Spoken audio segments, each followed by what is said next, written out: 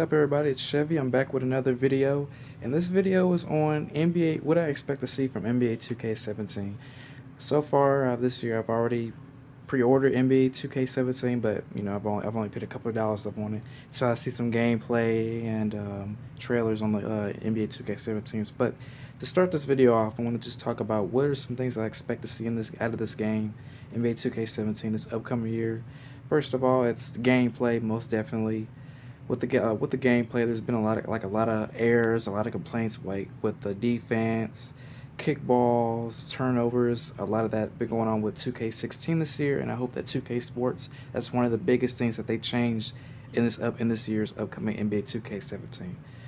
And along with that, players, like the way that the players look this year in NBA 2K16, I felt like it wasn't all that great in my opinion, my personal opinion.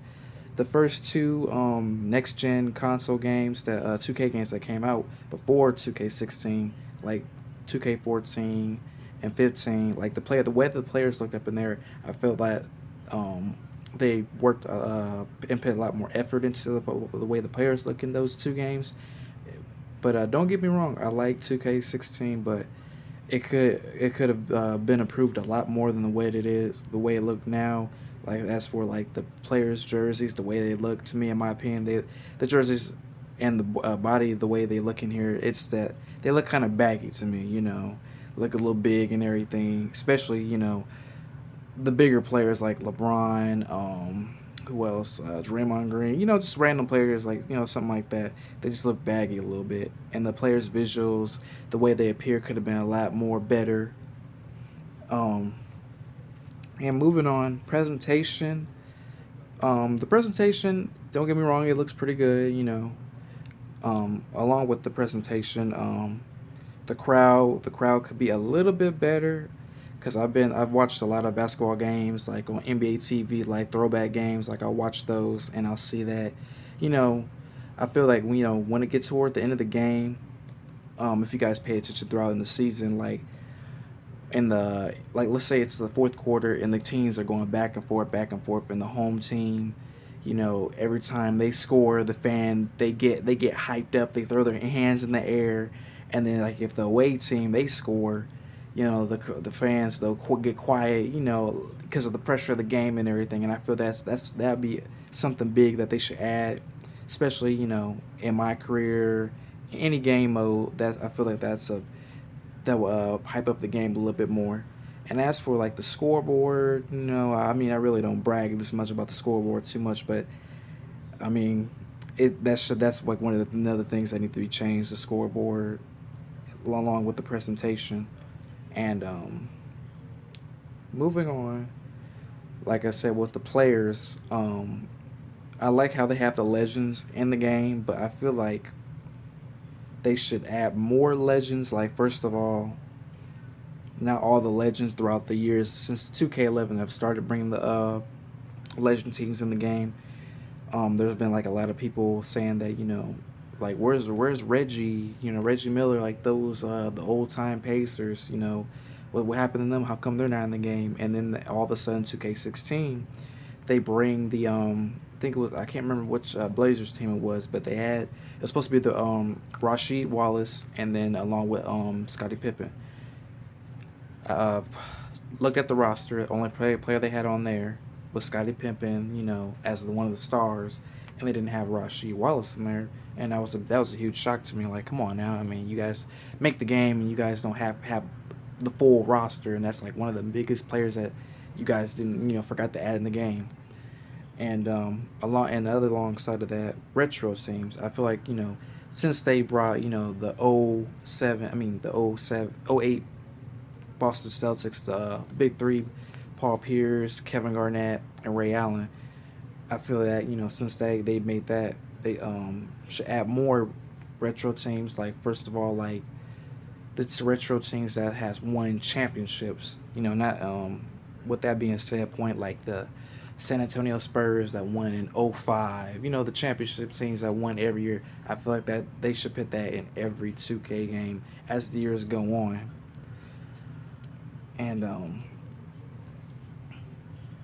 with that all set a point, the last thing that I want to talk about that I'm going to be talking about for a while, along with this video. My career. I've had a lot of big ideas what they can use to improve my career. First of all, like the first thing everybody brags about is the story mode. This year's, it would, in my opinion, it wasn't too bad. Spike Lee, he did a pretty good job up on it. The story mode. You know, but after the pass of Victor, whatever the guy's name is, there should be more options that deal with your career. Where more cutscenes. Like I said, your decisions on the court and off the court, especially when you have your endorsements.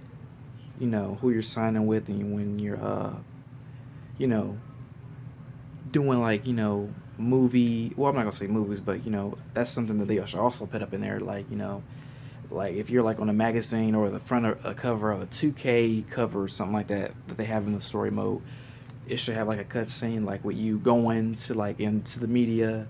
You're getting photo shots of being on the cover if of a certain NBA 2K game, or if you're gonna be in a movie, or you're getting a shoe endorsement, like you're going to do a signing and then you're doing commercials like for a shoe. To me, they should be doing a lot more with the cutscenes. And as for like the career, like for VC, I was thinking that, I mean, it'd be pretty cool if they did do this. If let's say you've already been drafted to the league, you have your contract, and let's say your contract for like a 2-3 year with the Charlotte Hornets, you're gonna get paid like 14. Well, no, I'm sorry about that. 20 million in cash. So as for your VC, which should be freaking awesome, I'm not gonna say at the what they should do is like every paycheck, along with the games you play, like at the end of the week, you should get like a big chunk of VC based on off your contract. And that would mean, with that being all set to point, you should be able like to afford to attribute your player, get all the shoes you want.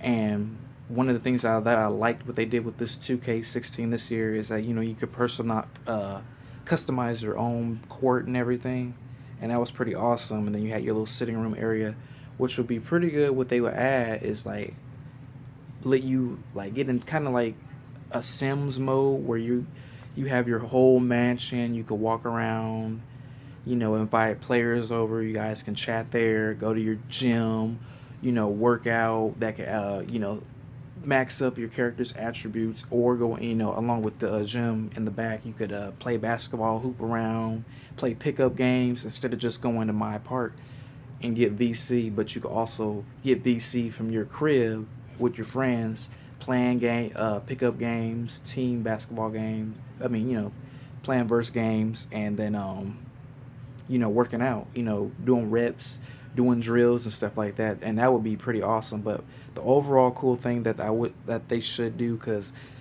I mean, who wants to go out every time spending money for VC, just to attribute your player? But like I said, 2K Sports, this would be so awesome if they did add this, like if it would be based off your contract. And then after that, I mean, that's like one of the biggest things that will save people a lot of money. And I feel that would be one of the biggest improvements for my career. And like, yeah, like I said, that'd be cool. But that's just my idea. I don't know if you guys like it or not. But like I said, hands up. I did like this year's story mode for my career. Like I said, it could have been better, you know. But hey, it is what it is. What else? Let's see. Can't think of anything else. Oh yeah, hairstyles. Hairstyles. That's one other thing that they should add into the game for NBA, the next upcoming 2K. I was thinking about it with my brothers because we're really creative when it comes to the our ideas. Let's say you've already been drafted and everything like that, and you're playing your game. like I said, let's say you just got done playing a basketball game, and based on like all the games you play, and your facial hair starts to get nappy a little bit, your hair is pretty much growing. What we had an idea for, like let's say they have this mode where you can go to like you got barbershops you can go to, and for example, it'll be like a barbershop mode where you can get your hair cut and everything. But let's say let's say some of the hairstyles that they've added, they're kind of cool. Some of them you're not feeling, but what they should add is for like I said, for this barbershop mode is you can pretty much design your own hair. Like let's say you get a haircut, you want to add a design in your hair. Put like I said, put a certain design in there, and just like how they did with the tattoos, you could like create your own tattoos. That to me, that's like another thing that they should add in the game, along with new hairstyles. To me, this year, some of them were some of them were good, and some of them were not that all time great. Like they've been since some of them were like the same ones they've had throughout the past couple of years, since next gen have just started. But that's like I said, that's another thing that they should add, like a barbershop mode where you can design your own haircut, especially for the guys that that got like flat tops, or like want to do some hair phase, or if there's like a certain hairstyle that a certain NBA player have. And like I said, that's like one other thing they should add. But that's how I'm gonna end this video off. Um, I'm about to get ready to go pick my kids up and probably start another vlog. But yeah, that's how I want to end this video off, based on my opinions, expectations, and ideas for this year's upcoming NBA 2K17. And that's how, like I said, that's how I'm gonna end this video off. And peace, Chevy out.